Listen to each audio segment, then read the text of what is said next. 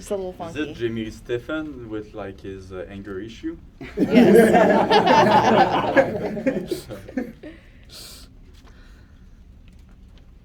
All right. Well, Olivier, first season in the season format. How much of an adjustment has it been this year, adjusting to the quick turnarounds in between fights? I thought I knew what I was getting into, and I don't. It was tough. It's really hard to do that much fight in. I think it's 4 months, 3 fights in 4 months, or 3 fights in 4 months and a half. Really harder than I thought, and it's probably the hardest thing I did in the sport right now. Especially even harder than the judo tournament, which was every week, and the training camp and everything. I think this is probably the hardest, the biggest challenge in my career. Has that adjustment kind of forced you to almost reorganize your camp at all, or just change up your camp in terms of the flow of things, getting ready to make those quick turnarounds? Yeah, of course it did.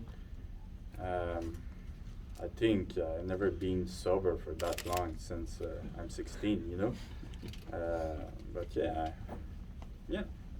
So it was different. You have to be smart about the training. You have to be smart about the recovery.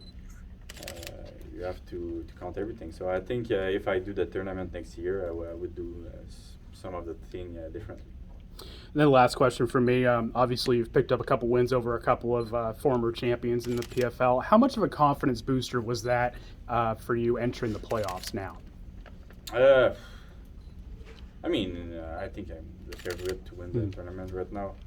I understand that we all have our challenge during training camp and during the fights itself, but I do think I overcome the biggest challenge in the cage. And you know what? Like now, I just have to do my job, and just half of the work is done right now. So it's probably half of the work, but probably the hardest part is done though. Yeah. Olivier, it's Breeze with the MMA Breeze. You said it yourself. You're probably the favorite to win the bracket. You know, you have 2 wins over probably the most formidable opponents in your bracket. Mm-hmm. What's the mental like heading into this week, heading into this tournament? Do you feel good? Do you feel confident? And where are you at with all that? Yeah, I feel good. I mean, I think I said that before, but I think COVID killed my inside, so I don't. I have the feeling that I'm not excited as before. I'm not stressed as before. I'm just enjoying fighting, and even in the last 2-3 fights, I was more stressed of not being stressed. So yeah, I feel great right now. I feel great. I want to be in the cage. I want to fight, and I want it to be done too. So it's like a mix of all of that, and I'm looking forward for the vacation too, because I think I'm gonna have like 3 months and a half after that, and so I think would be good. Yeah, absolutely. And a lot of fighters, some of them like to think about the millions, some don't. With you feeling like you have a pretty good chance of taking this whole thing, do you let yourself think about the $1 million, what you'd spend it on, and how that would impact your life, or do you just living in the moment? I mean, it's $1 million, but it's more peace of mind. I would not spend it, I think, and we're not like some of the other people, which I don't have example of, but like money is money. You know, it's more peace of mind. I'm not complicated. Like I like good restaurant. I like to live in a decent place, and like right now I'm happy. Like I have both of those things, and I don't think it would change a lot of things. Yeah. Cool. Thank you and good luck. Olivier, you say you've never been sober for as long. Do you concern yourself that the day that you first drink will be the day that you might possibly have $1 million in your pocket? Oh no! Wait, I have to be more specific with that. Like I still take a little week or two to drink after each fight. But yeah, I think out of the last 6 months, I was sober maybe 5 months. So yeah, I'm more impressed about that than my performance in the cage, I think. We saw Stevie in the room earlier. Obviously, you're focusing on Friday night, but do you kind of look at him and Anthony when you see them around the place and kind of size them up a bit as well? Can you speak less? For sure. Uh, When you see someone like Stevie Yeah. around, of course you're focused on Friday, but if you see him or Anthony around the hotel or whatever, do you kind of size them up a bit and look at them as your future opponents as well? Oh, I hope he's my future opponent. I mean, he's a friend of mine, and not that I want to fight him, but I want the best for him. And I do think it was a little bit unfair for him to fight Pettis like maybe 4 Yeah. weeks ago. Mhm. So he had less break than anybody in here. So I think he really deserved winning that fight. And yeah, I don't like the idea of fighting him, but I like the idea of him winning and being the best for his family. You know. Hey, Olivier. So you're Brett Okamoto's favorite to win the tournament. I'm curious, have you felt the support from the greater MMA public during the time in this tournament? No.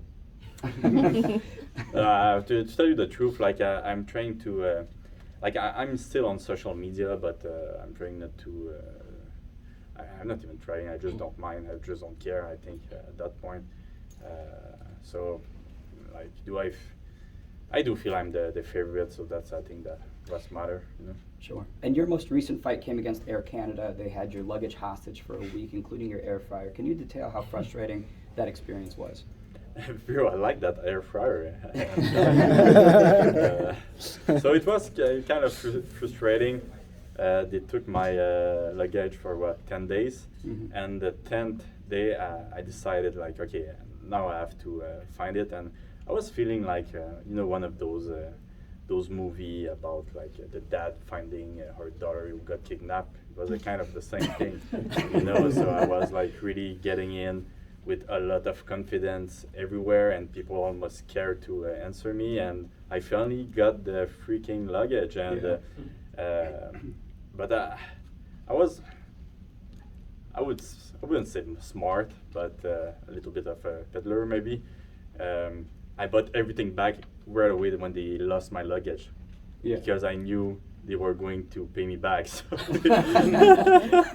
so I got some some awesome knife for cooking. I got I didn't buy boxer underwear for maybe 10 years. Something like this. Like all my underwear were still UFC underwear, and PFL was mad about that. And I was telling you, I'm not buying underwear. You have to make new underwear. But because of that, I bought maybe 50 pair of underwear. Yeah. They paid for it. They paid for the knife. They paid for some jacket I was looking for, to win the million before buying it. I bought that. So yeah, to be fair, Air Canada suck ass with everything about flying, but to pay you back, they are pretty good. Pretty nice. Yeah. That's what champ. Olivier, Oh yes. Oh, yeah. we spoke earlier in the year about your whole outlook of this season, right? What has clicked from in the PFL compared to your UFC career? I think a lot of things is different. Tactically, I'm different. Technically, I'm different. During training camp, the crazy mindset that you have to push to the limit every training camp, every training session. This is so dumb, and I think that changed. I think the reason is because I got older, so I decided to change it, and it was for the better. I didn't spar a lot for this training camp.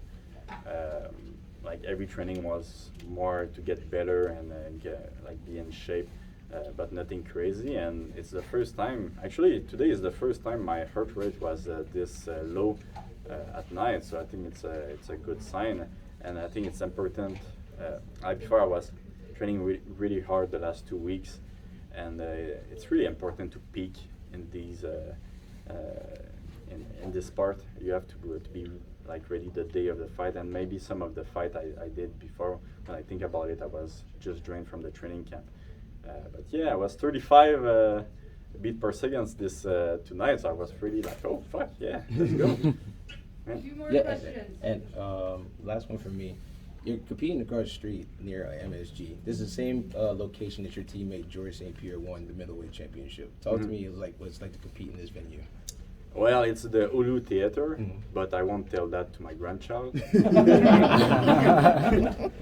I'm just gonna say it's the Madison Square Garden.